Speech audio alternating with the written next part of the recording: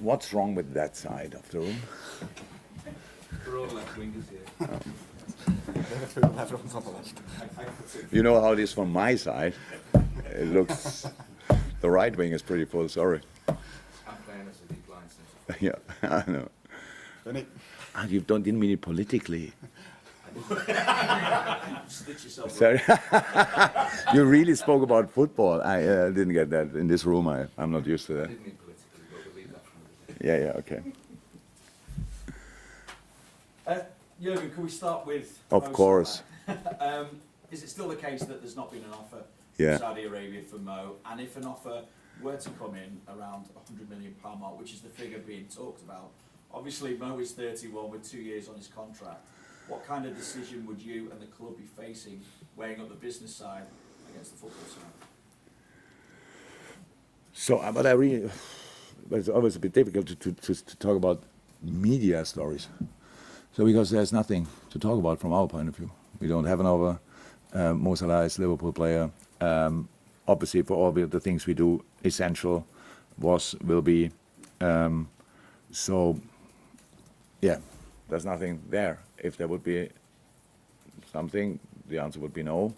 But that's it, pretty much. So he's not for sale, but are there any concerns? What concerns do you have that, given the speculation, given the... No, things that I they don't. talk No, about, my life philosophy, or one part of my life, is I think about a problem when I have it. That's enough time then, because there is absolutely nothing in the moment. So when if there's something coming up that I don't think or I don't know, yeah, then I can think about that. But I said already, it's if there would be something, it would be a no. And in Mo, you still see your players fully committed to Liverpool Football Club? 100%. Coincidentally, you play a team backed by Saudi investment this weekend as well. In Newcastle, they've obviously been able to shake things up in terms of the race for the top four. What opportunity do you see this weekend to lay down a marker once again in terms of your own ambitions for this season? Well, what a turnaround in the question. So, it's an away game at Newcastle. Newcastle is an incredibly strong team, qualified for the Champions League, fully deserved. Super development under Eddie Howe, I have to say. Smart business. Don't want to miss anybody, but probably the two stand out in this window. Tonali and Barnes, really good, really good business. Super intense style. Massive atmosphere there. So this is a tough one. Played a really good first game where Aston Villa was really good as well, to be honest. In the end, the result didn't reflect probably the full game, but in the end, how they used their counter-attacks and stuff like this was absolutely exceptional. So the speed they have is really good. To Newcastle, since last year at least, they don't concede a lot, but score.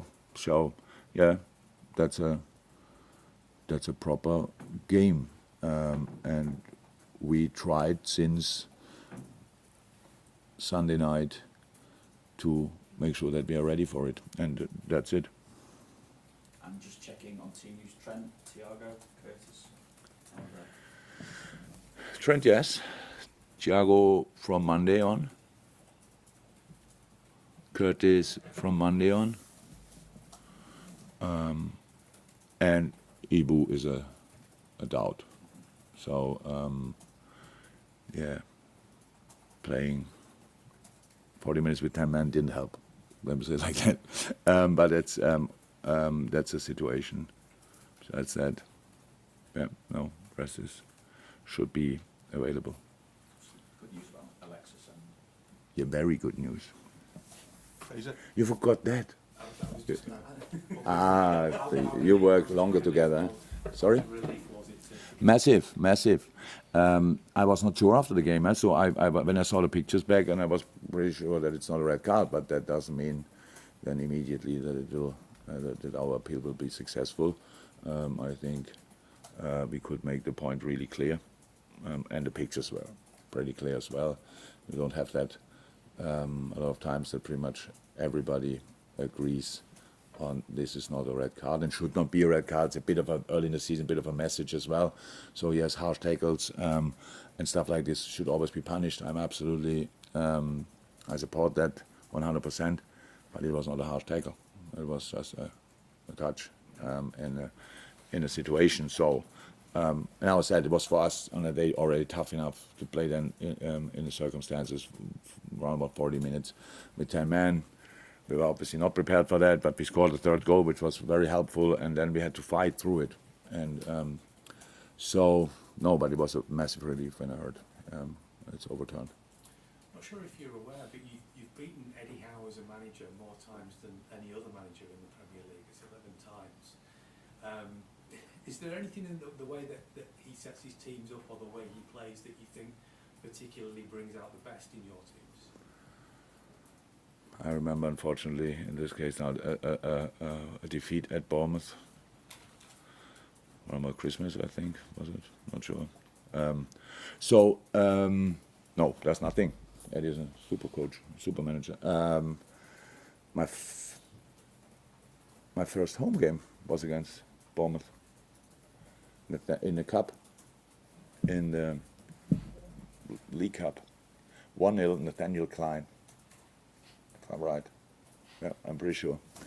So a rare occasion. Kleiny scored, and we had a massively changed team on that day. But no, I can't explain that.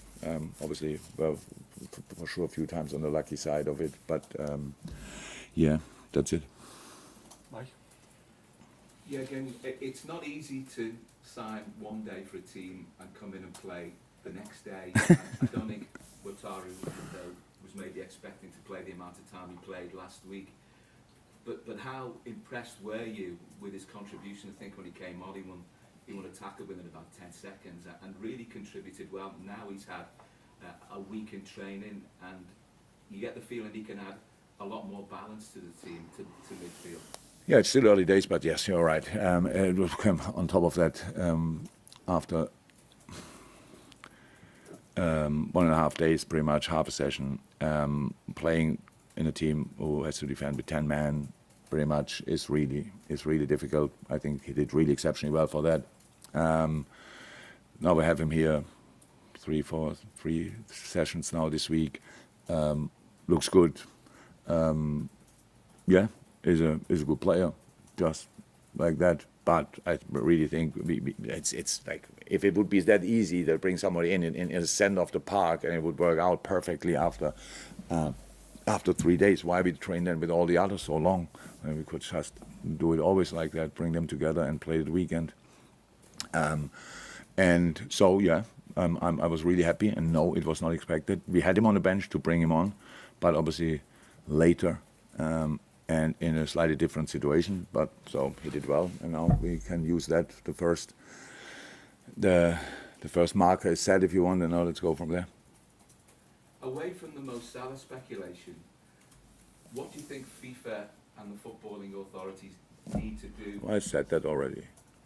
No, but it's an ever-changing situation, isn't it, in terms of the way that the Saudi Pro League, money's always talked and talked very loudly in football, but this is they're playing with a different deck of cards to anybody else, even perceived footballing world powers. I understand 100%. That's not comfortable. It's not cool for us. That's how it is. But so if we go and want a player from, I don't know,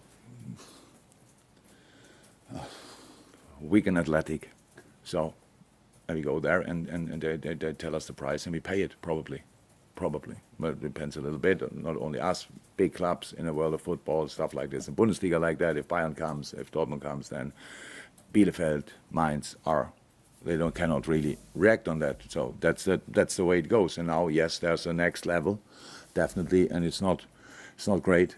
But I think this is kind of part of the business. I'm not sure if you can change that or if somebody will change that. But what makes it, from a specific moment on, pretty much not possible to deal with anymore is in the moment when our transfer window closes and the other transfer window stays open. So, and if they don't stop, then it's like, okay, and how can we react? You have a squad together for the season, what we try to have until next week. And of course, then from that moment on, we play until the 1st of January. And this is our team, our squad. So that's that's what everybody's used to. And now you have that problem. I think that in the past, if I remembered right, with Russia, long ago, thankfully, but that they had a different transfer window and could still come and stuff like this. But that was not with that kind of completely crazy money. And yeah, it's new, it's challenging for everybody, and we have to learn to deal with it. That's, I would say. But the authorities should make clear that if you want to be part of the system, then do your business in the same time like all the others, at least. If we cannot change the rest, then at least let's change that, because I'm pretty sure the FIFA could do that like this. Not sure they want to, but they could. Thanks, Mike. Any more for the Open? James? Jurgen, just on Canati, what's he done? What's his position? Muscle. And that centre back, do you feel as if you've got enough cover there and depth for the season ahead, or is it still an area you could potentially look at before the window shuts? It's always nice in this room. It's always like well, we could do this, we could do that. Don't you think we can do that? If maybe one day you sit a day in my chair, and you have to deal with all the other stuff as well. So in an idle world, we have 6, 7, 8 centre halves, and are covered for absolutely everything. No, we need to be lucky with injuries. That's no doubt about it. I have no doubt about the quality of the boys we have. We have with Joel Kwanzaa, a super talented player as well here. So in